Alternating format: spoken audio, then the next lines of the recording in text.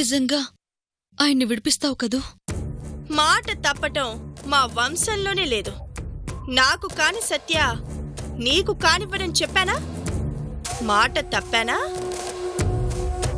ఒక వస్తువు ఒకరికిచ్చాక ఆ వస్తువు మీద మనకి హక్కుండదు. నేనిచ్చింది వస్తువుని కాదు, నా ప్రాణాన్ని.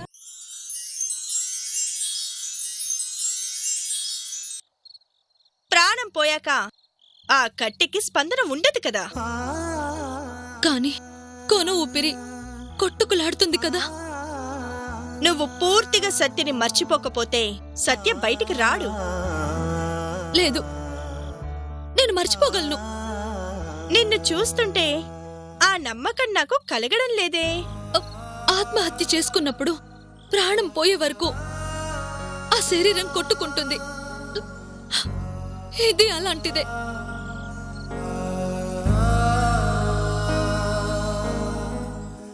నా మనసు ఆత్మహత్య చేసుకుంటుంది. అందుకే కొంతసేపు కొట్టుకుంటుంది. లాజిక్కే. సత్యని నాకిచ్చేస్తున్నావు. ఇన్నాళ్ళు నీవాడనుకున్న సత్య నీకేమి కాడు అనుకున్న తర్వాత తను కట్టిన ఆ తాళి, తను పెట్టిన ఆ సింధూరం ఇంకా నీ దగ్గరెందుకు? అవి కూడా తీసేయి.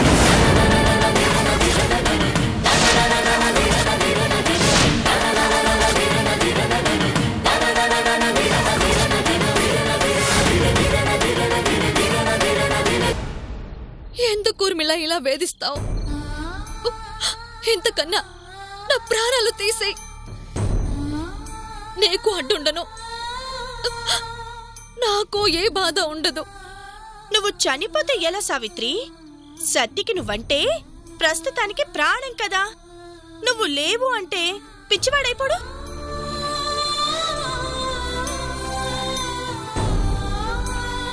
నువ్వు ఉండాలి. నేను సత్యని నా వైపు లాక్కుంటుంటే తన పక్కనే ఉండి నువ్వు నా వైపు నెట్టాలి. ఆయన బయటికి రావటం కోసం, సంతోషంగా ఉండటం కోసం నువ్వేం చెప్పినా చేస్తాను. నా ఐదోతనాన్ని మాత్రం అడగొద్దు. మెడలో తాళి గుండెల మీద గుచ్చుతుంటే కట్టిన వాణ్ణి ఎలా మర్చిపోతావు?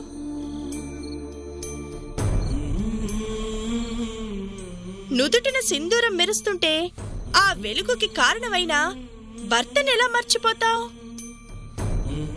లేదు, నేను మర్చిపోతాను. మాట తప్పను. మాట మీద మనుషులు నిలబడటం మానేసి చాలా రోజులైంది సావిత్రి.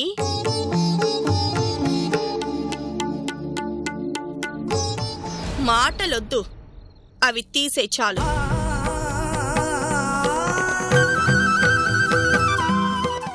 అవి నీ దగ్గరే ఉండాలి అంటే సత్య జైల్లోనే ఉంటాడు.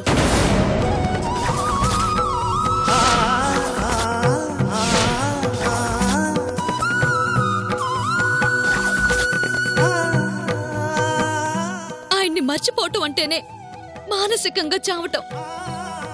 శవం మాట తప్పుతుందని భయపడుతున్నావా ఊర్మిళ? నేను ఆయన్ని మర్చిపోయి నీకప్పగిస్తాను అని ఒప్పుకుంది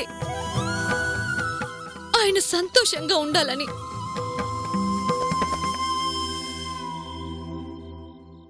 ఆడది మెడలో తాళి తీసేది భర్త ప్రాణం పోయినప్పుడే. అలాంటిది ఆయన బ్రతకుండగా ఈ తాళి తీయమని ఎలా అంటావు?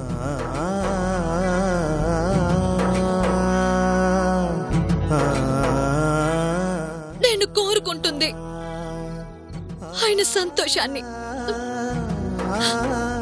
చావుని కాదు. ఈ తాళి తీయటం నా వల్ల కాదు.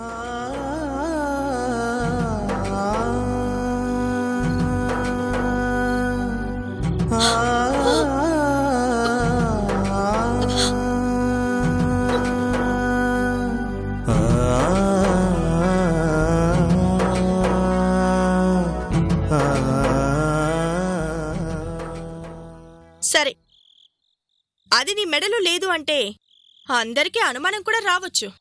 ఓకే, తాళి తీయొద్దు.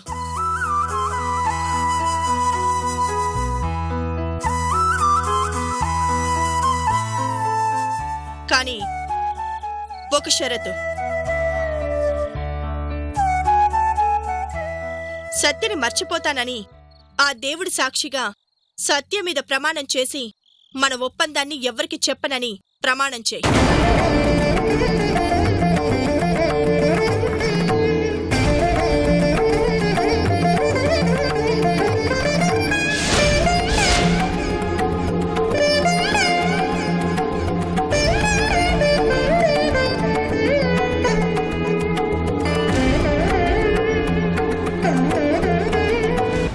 నువ్వు చెప్పినట్టే చేస్తాను. ఆయన్ని మర్చిపోతాను. నా భర్తను నీకిచ్చేస్తున్న విషయం దేవుడి మీద ప్రమాణం చేసి ఎవ్వరికీ చెప్పను.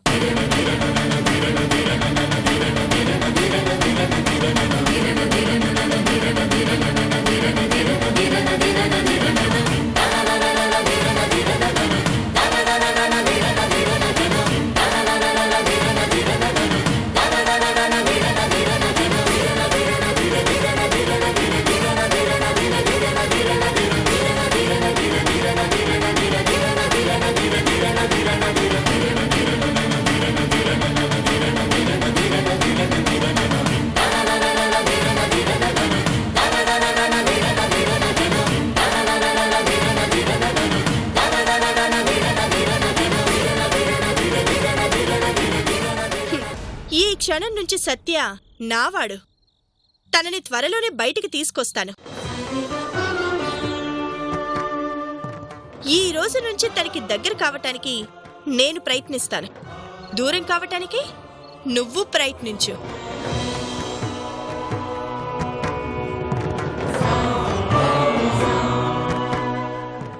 ఊర్మిళ,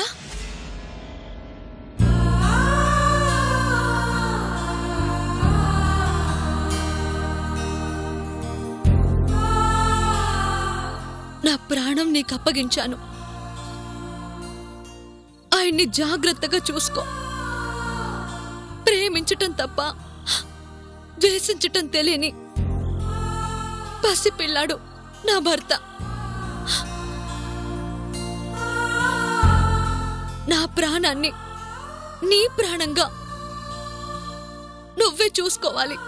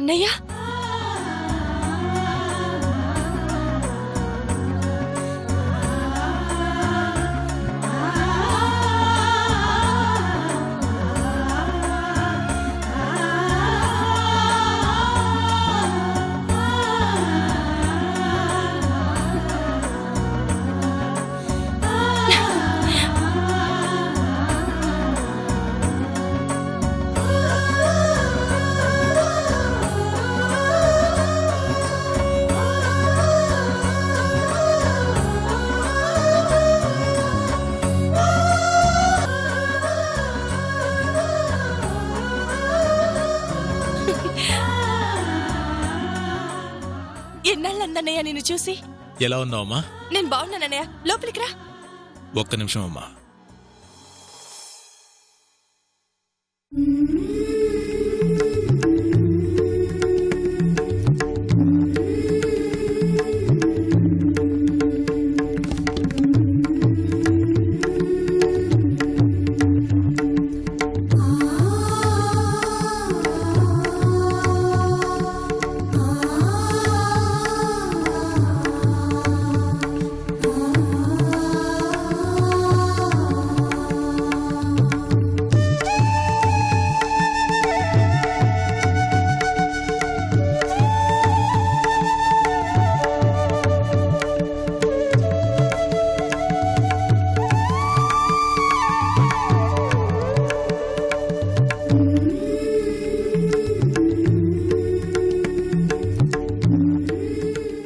ఎవరన్నయ్యా? సారీ అమ్మా, నీకు ముందే చెప్దాం అనుకున్నాను, కానీ ఫోన్లో ఎందుకని. తిను యామిని. అనుకోకుండా పెళ్లి చేసుకోవాల్సొచ్చింది, అందుకే పెళ్లి చేసుకుని తీసుకొచ్చాను. అంటే మా వదినన్నమాట. సూపర్గా ఉందన్నయ్య.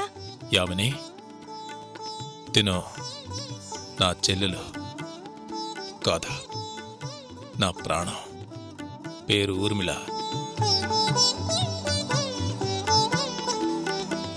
నన్నెంతగానో ప్రేమించి నేనే కావాలని పట్టుబట్టి మరీ పెళ్లి చేసుకుంది మీ వదిన. పోన్లే అన్నయ్య, మంచి వదిన్ని తీసుకొచ్చావు. బయటెందుకు? వదినికి దిష్టి తగులుతుంది. లోపలికెళ్ళి మాట్లాడుకుందాం రండి. ఆగండి ఆగండి. ఏమైందమ్మా? ఒక్క నిమిషం అన్నయ్య, ఇప్పుడే వస్తాను.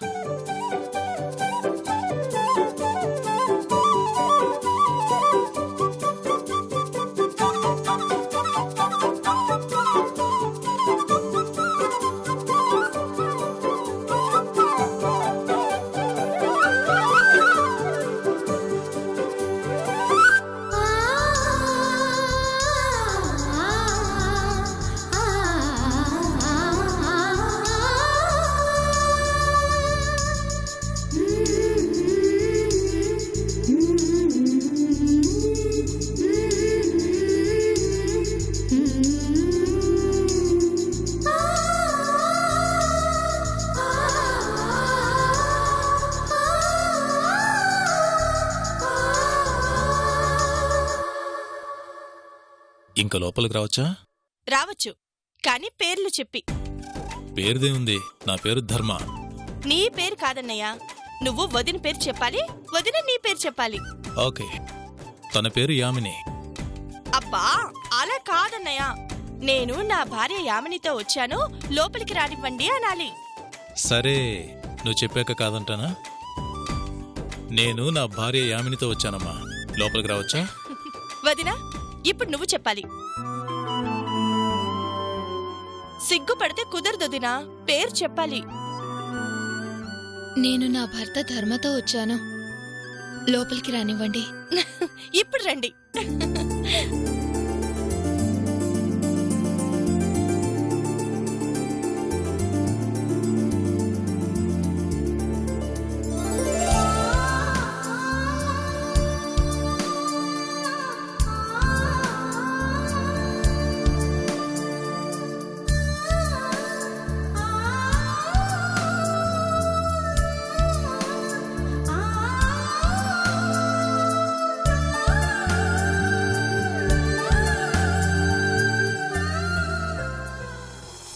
యుద్ధం కోసం వెళ్ళినప్పటికీ ఒక ముఖ్యమైన ఆపరేషన్ వలన చాలా రోజులు సీక్రెట్ లైఫ్ గడపాల్సొచ్చిందమ్మా. అందుకే మధ్యలో నీకు ఫోన్ కూడా చేయలేకపోయాను. ఆ విషయంలో నాకు నీ మీద చాలా కోపంగా ఉండేదన్నయ్యా, కాని మా వదిన్ని చూడగానే ఆ కోపం మొత్తం ఎగిరిపోయింది. నిన్ను కూడా ప్రేమించేలా చేయగలిగిందంటే మా వదిన సామాన్యురాలు కాదు. అవునన్నయ్య, మీ ఇద్దరికి పెళ్ళెలా జరిగింది? అది ఇంత సడన్ గా?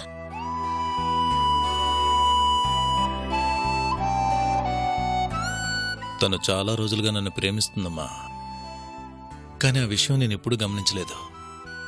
ఇక లాభం లేదనుకుందేమో. ఫస్ట్ తనే ప్రపోజ్ చేసింది. కాదన్నానికి నాకు వేరే కారణాలేవీ కనిపించలేదు. మరి వదిన తరఫున ఎవరూ రాలేదా? తనకెవరూ లేరు. అనాథ అని తెలిసాక ఎలాగైనా తనకు మంచి జీవితం ఇవ్వాలనిపించింది. అందుకే పెళ్లి చేసుకున్నాను. కనీసం పెళ్లి విషయమైనా నాతో చెప్పొచ్చు కదన్నయ్య. ఏదో సడన్గా అన్నీ అలా జరిగిపోయాయమ్మా. పెళ్ళే కూడా జస్ట్ 2 days అయిందంతే. 2 days-ఏనా? అవునమ్మా. పెళ్ళవగానే లీవ్ పెట్టి మీ వదిన్ని ఇక్కడికి తీసుకొచ్చేశాను. అక్కడున్నానే కానీ ఎప్పుడూ నీ గురించే ఆలోచన. ఏం చేస్తున్నావో, ఎలా ఉన్నావో అని ఆలోచిస్తూ బాధపడుతుండేవాణ్ణి. ఎలా ఉన్నావమ్మా? అసలేం చేస్తున్నావు? బాగానే ఉన్నానన్నయ్య.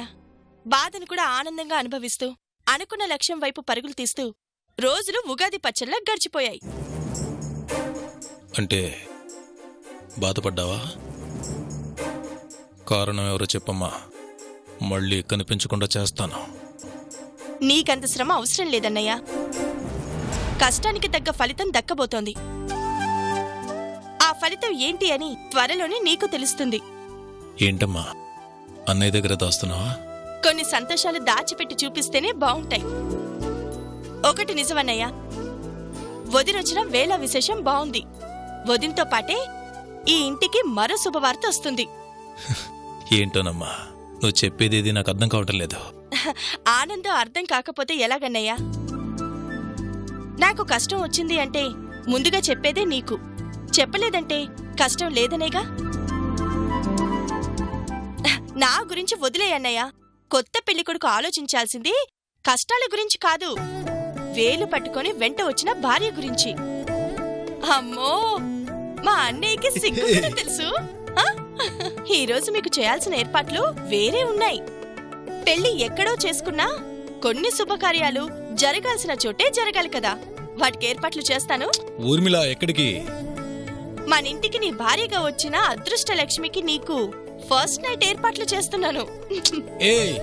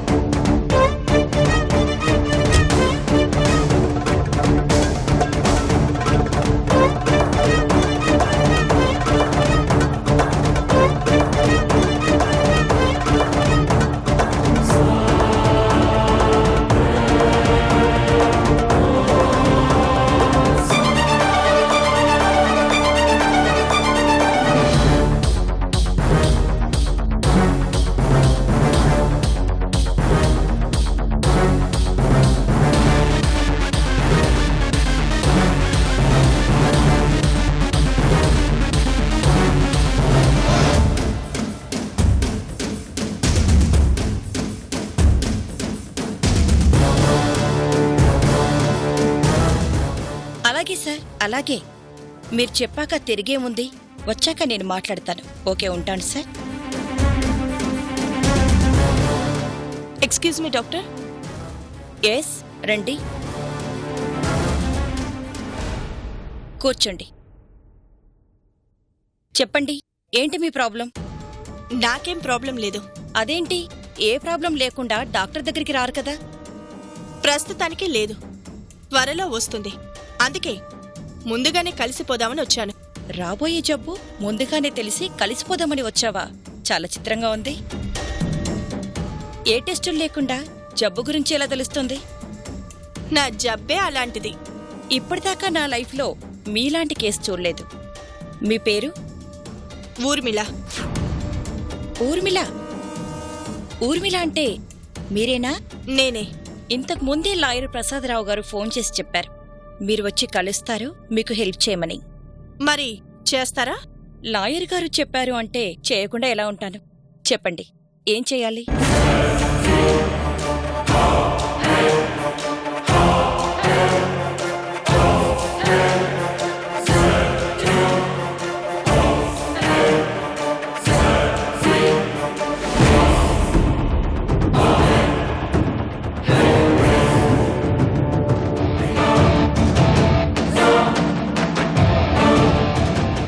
అర్థమైందా? మీ పని మీరు చేస్తే మిగిలింది లాయర్ గారు చూసుకుంటారు. మీ హెల్ప్కి నేనిచ్చే గిఫ్ట్ కూడా భారీగానే ఉంటుంది. ఇక మీరు ఆలోచించకుండా మీరు చేయాల్సింది చూడండి. నా పని నేను చూసుకుంటాను. Thank you. All the best.